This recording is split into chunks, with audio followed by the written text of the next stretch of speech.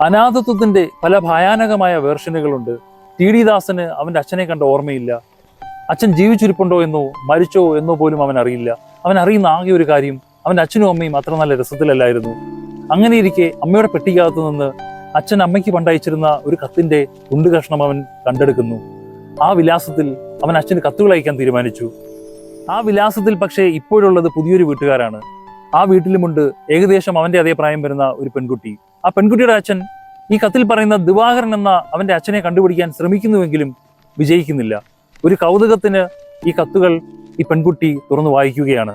പ്രിയപ്പെട്ട അച്ഛൻ അറിയുവാൻ മകൻ ദാസൻ എഴുതുന്നത്. അച്ഛൻ എന്നെ ഓർമ്മയുണ്ടോ എന്നറിയില്ല.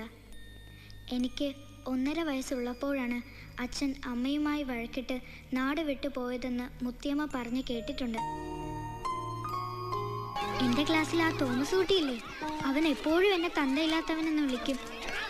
അത് കേൾക്കുമ്പോൾ എനിക്ക് സങ്കടവും ദേഷ്യവും ഒക്കെ വരും. ഒരു ദിവസം അവനുള്ളത് ഞാൻ ശരിക്കും കൊടുക്കും, പിത്തക്കാടി. എനിക്ക് അച്ഛനുണ്ടെന്ന് പറഞ്ഞിട്ട് അവൻ വിശ്വസിക്കുന്നില്ലാന്നേ. അച്ഛൻ എന്നോട് ഒരിത്തിരിയെങ്കിലും ഇഷ്ടമുണ്ടെങ്കിൽ എനിക്കൊരു എഴുത്തയക്കണം. ആ തോമസ് കുട്ടിയെ കാണിക്കാനാ. അത് കണ്ടാ പിന്നെ അവൻ എന്നെ ചീത്ത വിളിക്കില്ല, ഉറപ്പാ. അവന്റെ ഈ കത്ത് അവളെ വല്ലാതെ സങ്കടത്തിലാക്കുന്നു. എല്ലാ പ്രിവിലേജുകളുമുള്ള കുട്ടിയാണ് അമ്മു, പക്ഷേ വളരെ കൈൻഡ് ആൻഡ് എമ്പതറ്റിക് ആയ കുട്ടിയുമാണ്. അവൾക്ക് ദാസനെ സങ്കടത്തിന്റെ പടുകുഴിയിലേക്ക് തള്ളിവിടണമെന്ന് ഒരാഗ്രഹവുമില്ല. അവൾ ചിന്തിക്കുന്നത്, അവന്റെ അച്ഛനുണ്ടായിരുന്നെങ്കിൽ, അദ്ദേഹം ഈ കത്ത് വായിച്ചിരുന്നെങ്കിൽ എന്ത് മറുപടി കൊടുക്കുമെന്ന് ആലോചിച്ച് അവനൊരു മറുപടി കൊടുക്കണമെന്ന് അവൾ ആഗ്രഹിക്കുന്നു. അങ്ങനെ ആ കത്ത് അവൻ അയക്കുകയും ചെയ്യുന്നു. ഈ കത്ത് വായിക്കുമ്പോൾ അവനുണ്ടാവുന്ന സന്തോഷം പറഞ്ഞറിയിക്കാൻ കഴിയുന്നതിലും അപ്പുറമായിരുന്നു.